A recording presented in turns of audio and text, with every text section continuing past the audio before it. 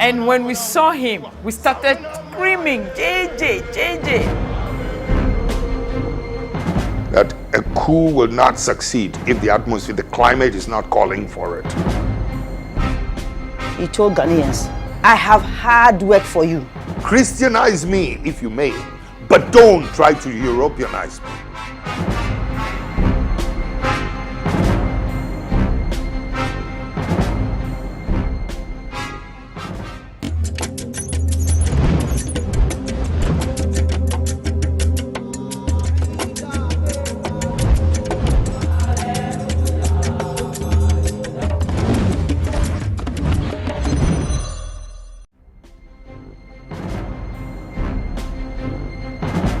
In June 1979, Ghana was at a crossroad.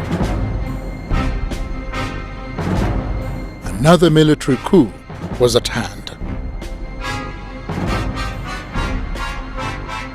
A young Air Force pilot who a few weeks before had been court-martialed and was awaiting execution was broken out of jail by his colleagues to lead what would be later known as the June 4th Revolution. Little was known of this man who would later be instrumental in changing the future of Ghana forever. His name, Jerry Rawlings.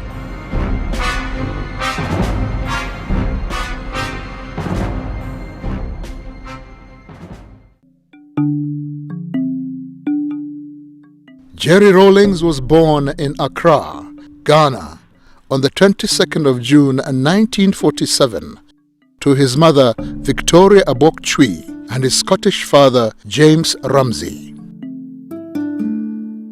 He attended Ghana's prestigious Achimota School.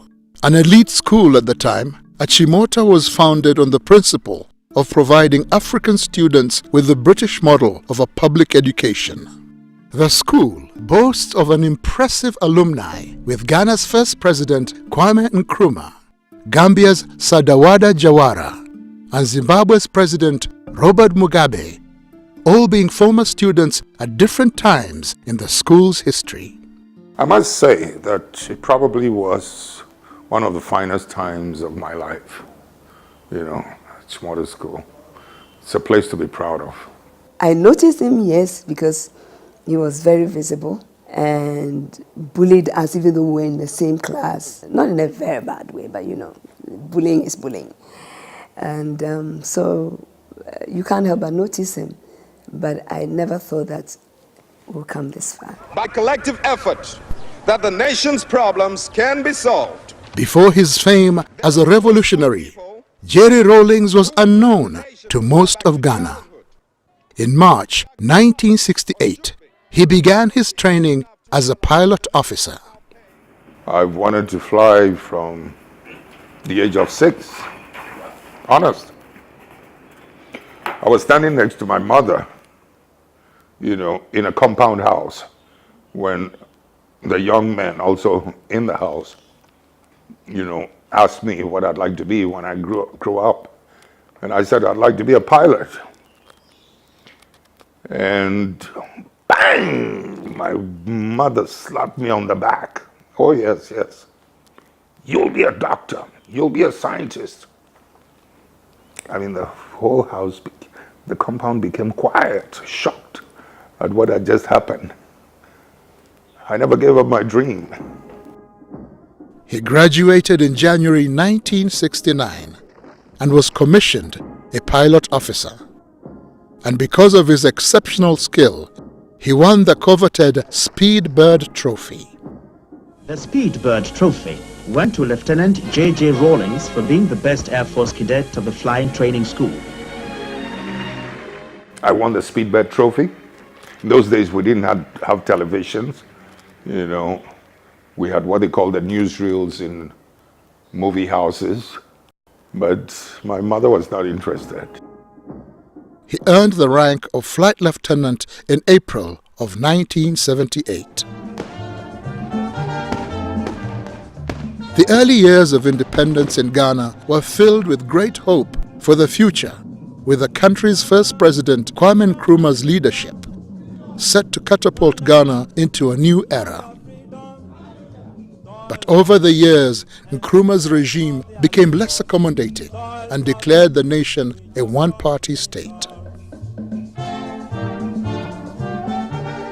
While on a state visit to Vietnam and China in 1966, Nkrumah was deposed from power in a coup. I was at school. So how did the people around him, how did they conduct or misconduct themselves in such a way as to bring so much hatred to Dr. Kwame Nkrumah?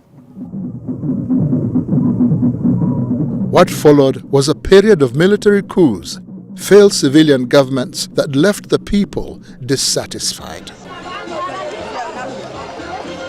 Widespread corruption made life difficult for the people of Ghana.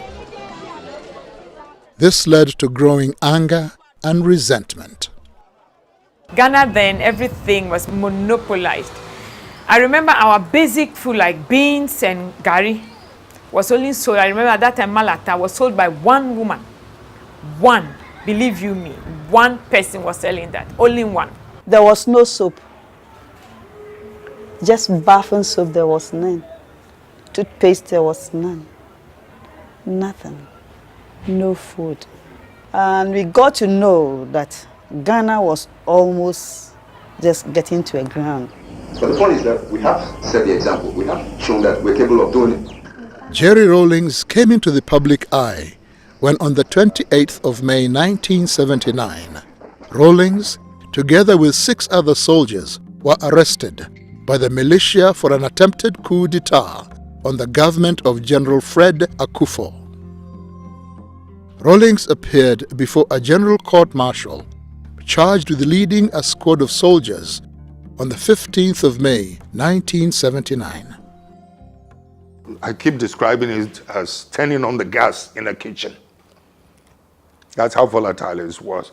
From a distance, all you needed to do was to ignite a match and throw it inside. And that's what I could have done in 79, 15th May. I was praying for the best. I also knew exactly what was going on in the country and knew that he had taken the flag for all of us. Therefore, if he had to die for his conviction, I knew he would prefer to do that. He was found guilty and awaiting execution. The trial was a public one that was meant to deter any future coups and was broadcast for all of Ghana to see and hear. They were, they were trading some things amongst themselves, the prosecution and the lawyers and whatnots, and severally and whatnots, those terms they use. So I got up and grabbed the microphone, said, I don't understand these terms and all that's going on, neither do my boys. And I'm just here, and I'm taking responsibility for everything that's happened, and to leave my men alone. But I wanted to make sure that they hear what I have to say first. He made an unforgettable speech in court and said, I am not an expert in economics, and I am not an expert in law, but I am an expert in working on an empty stomach, wondering when and where the next meal will come from. I know what it feels like going to bed with a headache for want of food in the stomach. He was an embodiment of the reaction, the disappointment, the great disappointment of the people of Ghana. Instead, the name Rawlings became the symbol of hope and deliverance for the people of Ghana. On the 4th of June of that same year, a mutiny by officers in support of his cause broke him out of jail, sparking the revolution. So what would that leave? Yao Graham was in university then and remembers the mood of the time.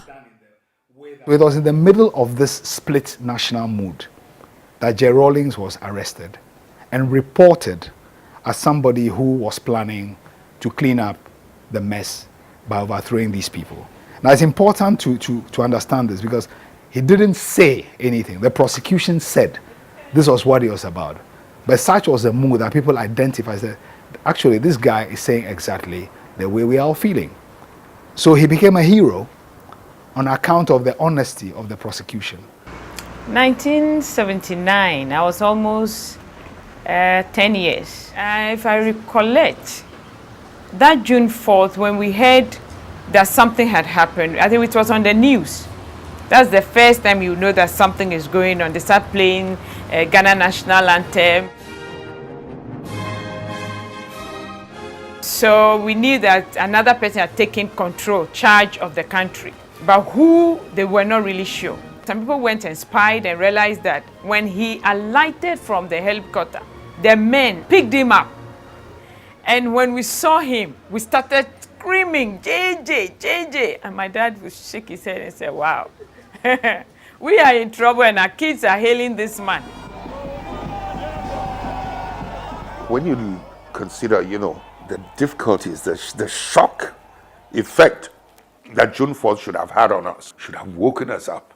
And I do remember, to be quite honest, in those volatile, violent, difficult days when people were calling for let the blood flow, etc., there were some intellectuals and some diplomats who, I guess, have a better knowledge of history, who were asking me that I was exercising too much control. I was restraining it too much.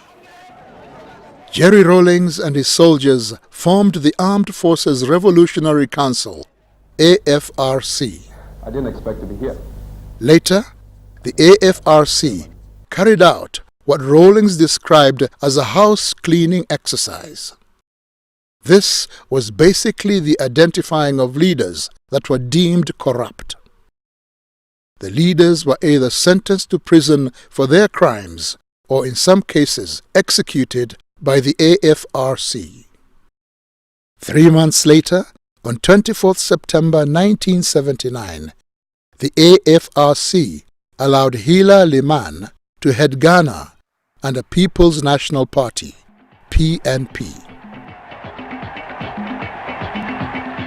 However, Hila Liman's presidency was short-lived.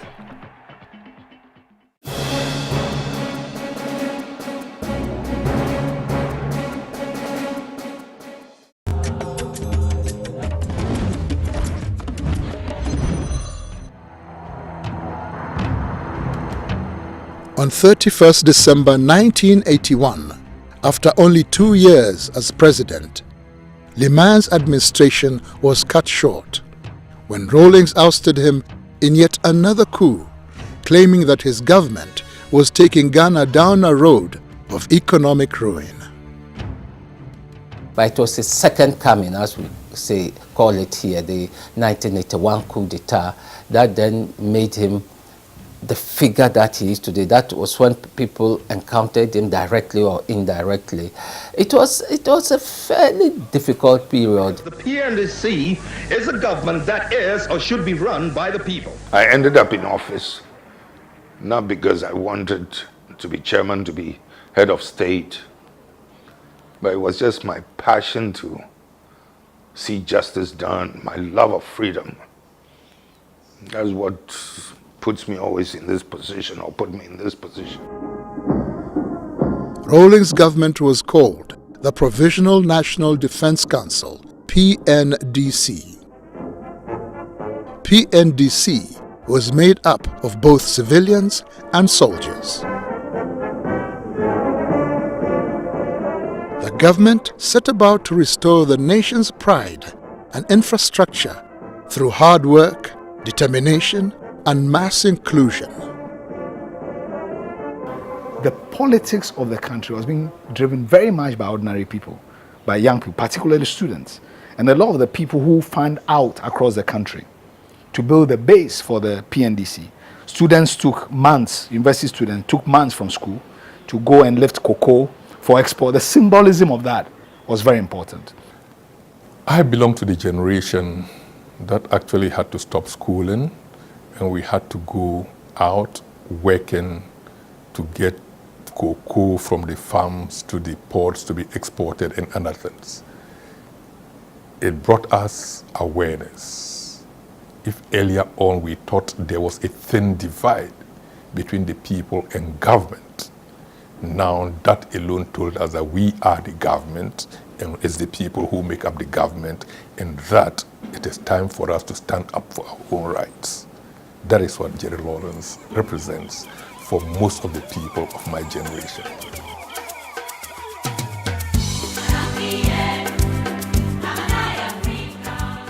A hands-on leader, Rawlings ensured the rebuilding of Ghana would be shared by all. Soldier and civilian took part, with no task too big or too small.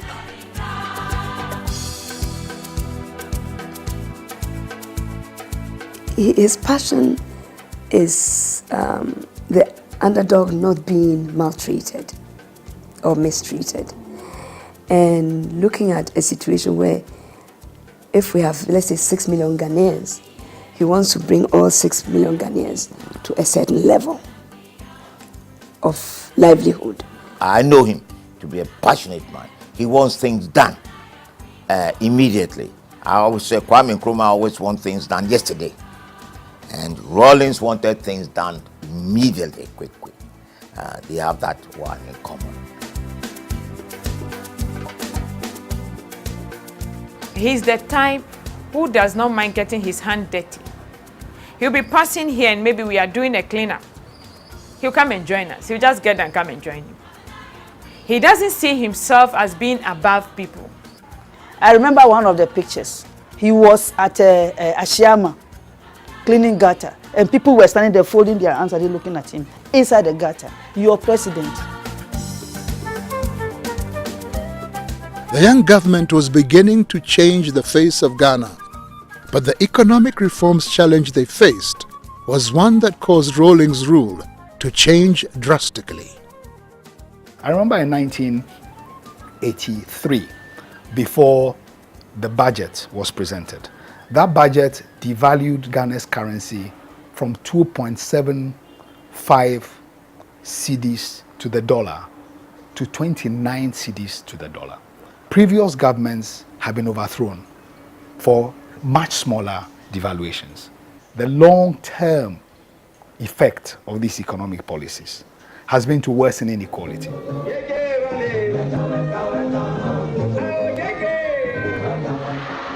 Rawlings' government's response to its critics was to clamp down on opposition. The media in particular was hit hard. Haruna Atta, a journalist, shares his experience. Those were what one would describe as the bad old days when journalists were under siege, sort of. At that time, he was very much seen as the dictator, like the quintessential African dictator. Rawlings and his government had to instill measures that before would seem to be a compromise of their status quo, dealing with the West. Pope John Paul described capitalism, the capitalist economic philosophy, as the savagery of capitalism. What are you going to say about us in the so-called developing world, in Africa? Rawlings is a man of many faces. There was a time I wanted to be a priest, you know. Yeah. Charismatic. How are you? I'm going to take you together with a flower. And now, his long-time secret as an artist has been finally exposed. You may not believe it, but I'd much rather be known as an artist than as a president. Just as I would much rather probably be known for flying skill than being a president. Maybe it's because through this you can see my power of observation, my sense of precision, my striving for excellence. I don't know where you found this, but the point is I've kept quiet about this thing because I haven't done my wife's portrait yet, you know. If I'd done my wife's portrait also, I would have felt good about, displaying this. A family man, he is married to Dr. Nana Agyemang Rawlings, his childhood sweetheart. He doesn't remember. I remember the first place I met him in primary school at a school called Mrs. Sam's School. And he obviously didn't recognize me because I was black, I was dark. Because this lady was fair, and there were a lot of fair kids in the school. And she actually used to discriminate between the fair and the dark ones. So the fair ones knew each other and the dark ones knew each other. So he didn't see me, but I saw him. It's just a joke I crack all the time. Nana, in the first place, was somebody I noticed from the age of 14, somebody I've been in love with. It wasn't until about 5-6 years later that she would even allow me to hold her hands, type of thing. Oh, it took a long time. Together, they have 4 children: Ezanata, Amina, Ya Asentwa, and the only son, Kimathi Rawlings. As if to protect them, Rawlings, being in the center stage of politics, created a deliberate wedge between his children and himself. In the event that his life would be taken, his children would be able to cope in his absence. I avoided my daughters, for some years. I mean, I'd see them, but I did not want to develop any emotional attachment with them. I mean, I longed for it. I wanted to hug them and things like that, but I was afraid if we developed that emotional attachment and something happened, I wasn't too sure how they would be able to cope or handle it. And that's why I kept that distance, you see what I mean? Deliberately, because of the reason I just gave. There was not a good balance in terms of family and work. So I had to be mother and father to them almost throughout their life till they were adults. Yeah. It wasn't easy.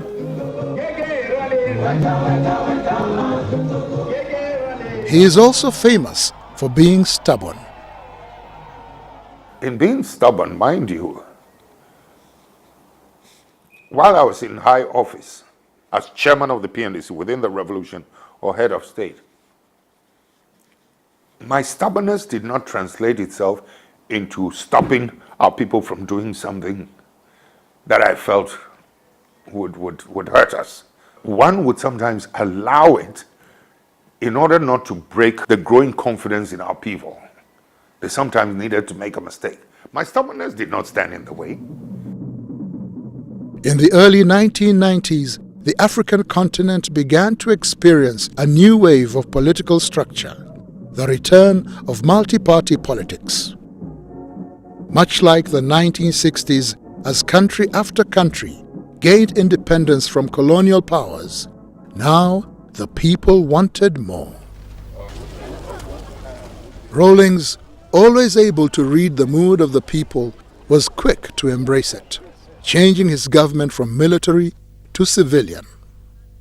He did not fight against it, but he did say that though he personally did not believe in multi-party politics, but if that's what Ghanaians want, they would have it. So the constitution was written, and from 1992 to the present, we've had one of the most stable democracies in Africa. As required by the constitutional mandate, Rawlings' term of office ended in 2001 and was succeeded by John Kufuor, his main political rival. People like to make all kinds of claims about Rawlings, that he didn't want to hand over. Absolute rubbish. I will use this occasion to tell them something that they never imagined. Had we, any one of us, dared to suggest that we're going to stay on for one more day, we would have lost the complete support of the masses. Jerry Rawlings is not your typical serious military man. he can also humor a crowd. My colleague, ministers of state, honorable lecturers of the various faculties, your excellencies, distinguished ladies and gentlemen. I think I prefer the lady. I prefer the lady.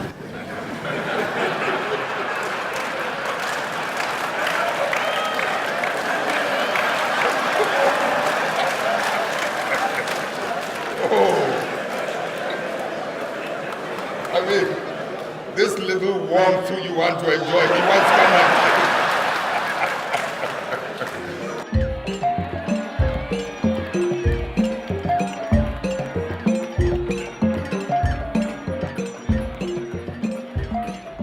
While he was president, Rawlings was able to use a grant of $50,000 from the Hunger Project cash prize he had won as seed money to sponsor the establishment of the University of Development Studies, a state-owned university, the first of its kind in the northern region of Ghana.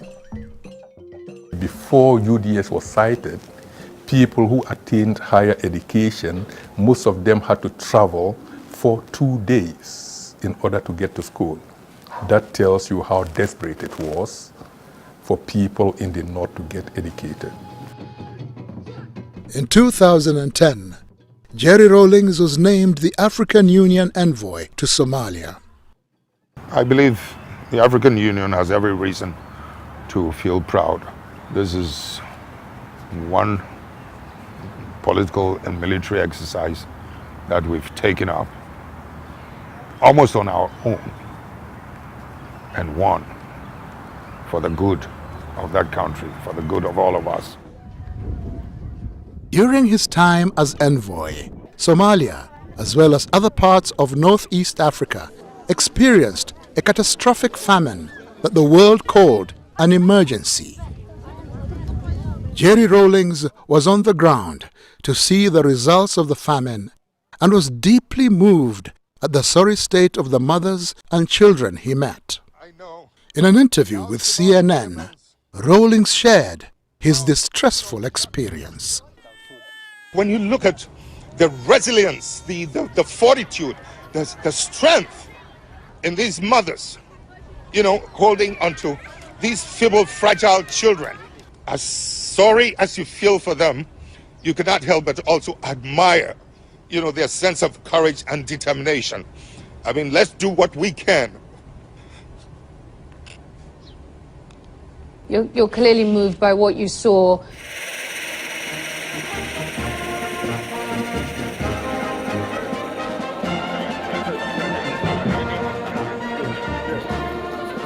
You may like him, you may not like him, you may agree with some of his methods, or you may not agree with some of his methods, but you cannot be in denial. You shouldn't be in denial because he's occupied a major part of the country's history. After 18 years in power, where you can say that actually, if you look at the sweep of Ghanaian history, Jerry Rawlings is the second most important ruler in Ghana's history after Kwame Nkrumah.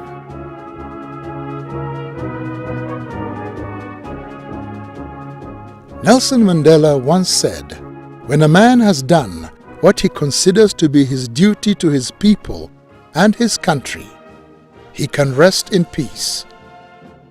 This perhaps is the case of the boy who had a dream to fly, and to fly he did, but he also became president. John Jerry Rawlings, the man who came, saw, and conquered.